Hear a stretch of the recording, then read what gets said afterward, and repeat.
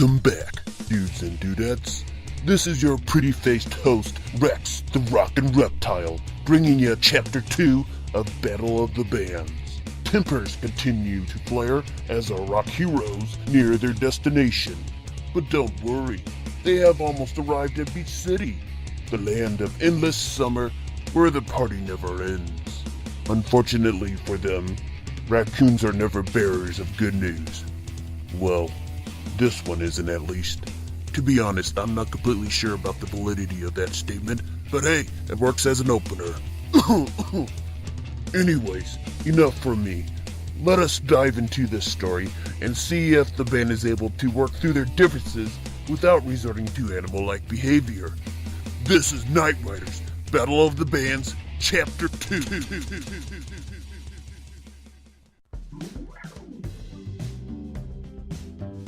4 hours later, the band finally reached their destination at Beach City. Axel was in a dreamy state as he sprawled across the back seat, while Rolf scribbled over business affairs in his journal. "Say hello to the Silver Bridge, guys!" Lonnie announced cheerfully. Axel leaned forward to peer out of the windshield as they approached the shiny suspension bridge. Beyond the bridge, tall skyscrapers stretched toward the sky. The late afternoon sun cast shadows from the buildings over the city and parts of the marine bay as it set in the west, giving a serene appearance that contrasted deeply with the fast-paced, chaotic world that existed within. The city looked majestic, and certainly what Axel expected of a place known as the capital of music and art in the nation of the United Animal Kingdom. "We should totally hit up one of the clubs tonight!" Lonnie beamed at Rolf and Axel through the review mirror. "Nuh-uh, guys!" Rolf shouted and held up his hands. "We need to head over to the Snail and unload so we can be good to go for tomorrow." "Come on, Rolf," Lonnie protested. "We've been on the road all day. We've got time." "He's right, Rolf." Axel nodded his head in agreement. He couldn't wait to stretch his limbs and have a fun night out on the town. It had been a while since Axel had traveled to the big city. Even though they had a busy schedule, he hoped they would be able to slow down enough to absorb the brilliant culture and atmosphere at the center of music and art that Beach City was reputed to be. "It's been a long day. It's not like it's gonna take us that long to unload and set up tomorrow. I was kinda hoping to take it easy tonight." "It's not just a setting up," Rolf growled. "We've never performed at this venue before, and I need to inspect the stage and equipment." "We've been rehearsing the entire year," Axel snapped, feeling agitated. "I don't think one more night is gonna matter." "Every minute I put into this band has mattered." Rolf angrily stomped his feet. "Whoa, now wait just a minute," Lonnie protested. "We're not being lazy and careless. All we're asking for is to have a little fun in our downtime." Once again, Axel found himself in the reoccurring predicament of biting his long tongue while dealing with Rolf's harsh personality.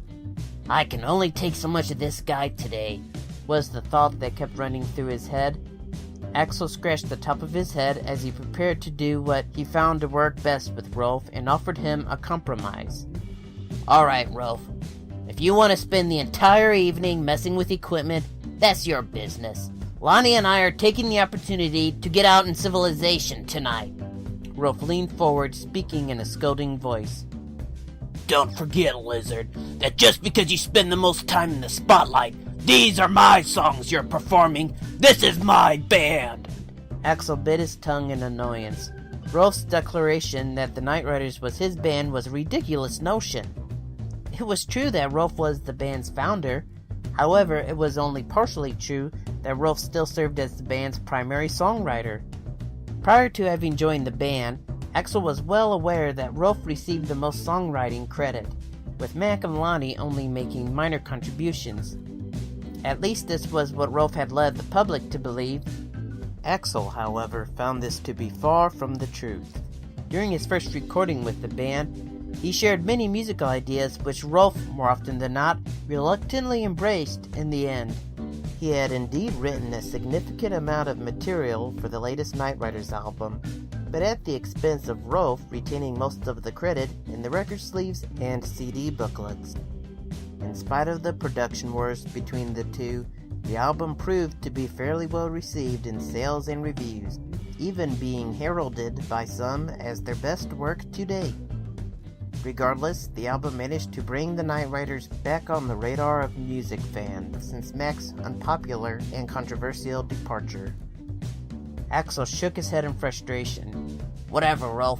Lonnie and I are gonna have fun tonight, and there's nothing you can do to stop us. Recognizing that Axel and Lonnie were set in their ways, Rolf let out a long, frustrated sigh before muttering under his breath, I'm the only responsible one in this band. Axel and Lonnie rolled their eyes and shook their heads as a tense silence enveloped the van.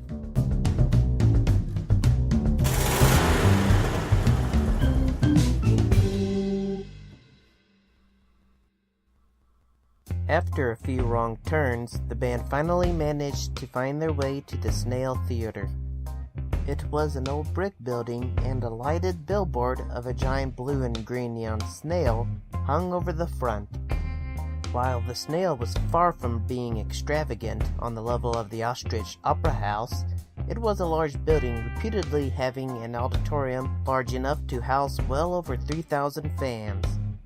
It had been constructed alongside many other theaters during the height of Beach City's economic boom 100 years ago. As evidenced by the building's old brick architecture, it was one of many theaters constructed in the city to account for the rise of showbiz, which had resulted from many years of prosperity. Despite its size, it was rumored that the theater had been letting itself go in recent years, as suggested by the chipped paint on the stair railing. As Axel was studying the front of the building, he noticed that their name was not on the billboard. What the heck? Why aren't our names on the sign? Lonnie shouted in a state of panic. Don't tell me our show's been canceled! It hasn't, Rolf assured. We've been scheduled to perform here for 8 months and have already invested time and money getting out here. Well, how about we just talk to the venue manager and see what's going on? Axel advised calmly while slipping on his studded leather jacket. It could just be a mistake. Despite his attempts to keep his band comrades from getting ahead of themselves, he could not shake the sick feeling growing in the pit of his stomach. The prospect of their long journey to Beach City being a wasted trip was nearly as unpleasant to him as the thought of having to listen to Rolf's bitter raging for the next few days. After Lonnie parked the van behind the theater, the three headed toward the back entrance. Axel only had to knock a few times before the old wooden door creaked open. A short, chubby raccoon wearing a wrinkled gray suit and a red and black tie let out a long sigh. Before even having spoken to him, Axel frowned as a look of dread grew on the raccoon's face, communicating to him without words that they were in for some unpleasant news. Oh dear, oh dear, oh dear, oh dear. Oh my, you must be the Nightriders. In the flesh, Axel confirmed. And who are you? I'm Mr. Cummings, the raccoon answered, grabbing the upper part of his jacket, as if trying to appear high class in his wrinkled suit. I am the owner and manager of this venue, and I regret to inform you that your concert has been canceled. I knew it! Lonnie cried, slapping his leg. I'm sorry, but the enormously popular goth metal band Warlocks of Apostasy scheduled a major performance at the City Square, which is being televised tonight. We've just had too many cancellations since the announcement of this event, and simply have not sold enough tickets to justify me paying you boys. Yeah, whatever, Rolf scoffed. Start unloading the van, guys. Time's a-wasting. Excuse me? Mr. Cummings stuttered nervously. Rolf crossed his furry arms and assumed an intimidating glare. His eyes narrowed, and his ears twitched back and forth. Listen, Chub. You scheduled us to play a show here, and we spend money on gas in a room. Yes, we're playing a show tomorrow night in your stupid little theater. Now get out of our way! Rolf bared his razor-sharp teeth. What? Well, if you guys don't leave now, I'm calling the police, Mr. Cummings shouted, his black-rimmed eyes wide with fear. Knock it off, Rolf, said Axel as he stepped in front of him. He forced an awkward smile as he tried to relax the terrified raccoon before him. Listen, Mr. Cummings, I'm really sorry for my friend's behavior, but you gotta understand that we're all tired from our long trip here. Can't you at least give us some kind of compensation? Mr. Cummings cleared his throat and tried to regain his composure. Well, I can still treat you guys to pizza. How about that? A moment of tense silence passed as Axel, Rolf, and Lonnie glared at Mr. Cummings in disbelief. Venues had canceled on them before, but this was just insulting considering they had invested more than 5 hours on the road to a city that was out of the way from their next tour destination. The least Axel would have expected for such disruption would be money to cover the cost of gas.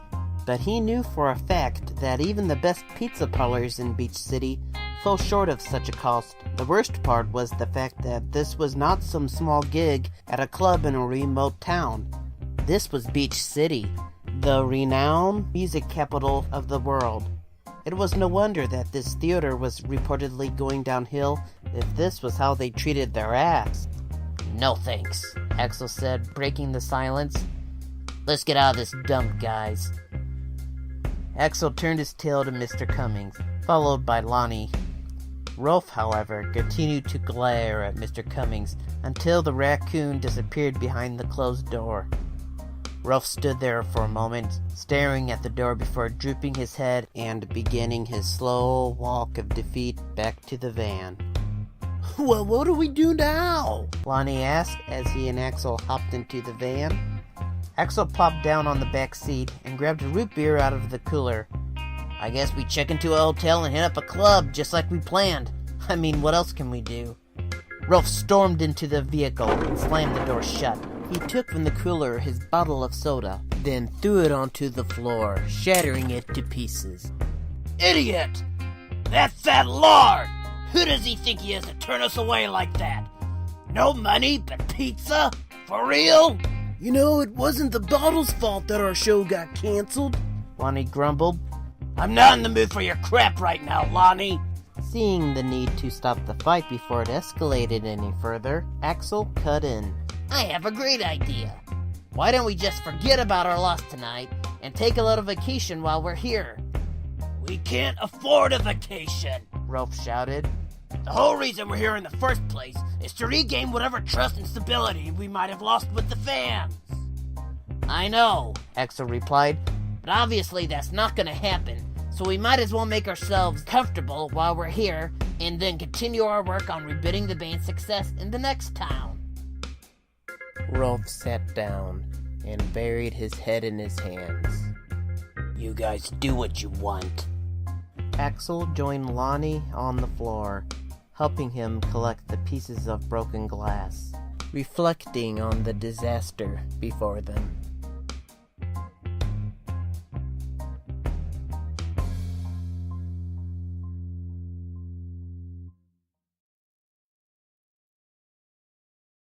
Who the heck names their theater after a snail anyways?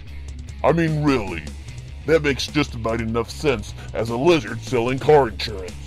Now our heroes are rockers without a stage. What will they do? Will they build their own? Will they steal one? Or will they just give up and go home? I'll give you a hint. It's none of these. Tune in next time. Same Rocker Reptile channel, same Rocker Reptile time to witness the next chapter of Battle of the Bands. Like, subscribe, then do whatever the heck you want, people. It's not like you need some lizard man on YouTube to spell everything out for you. This is Rex, the Rockin' Reptile, signing out.